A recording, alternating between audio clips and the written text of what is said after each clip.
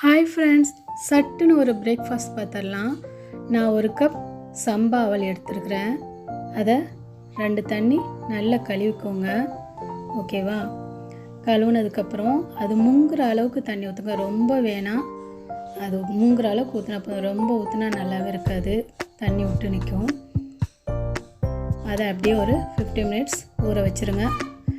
15 minutes போதும், ஒரு 30 மினிட்ஸ்னாலும் okay தான்.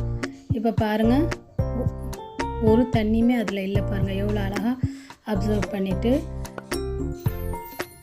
ரொம்ப ஊற்றினா கோழு நிற்கும், நல்லாவே இருக்குது. இப்போ சட்டியை நான் சரித்து வச்சு காட்டினாலும் அதில் தண்ணி இல்லை, அவ்வளோதான். பிளேட்டில் போட்டு துருவின தேங்காவை அதுக்கு மேலே போட்டு தேவைக்கு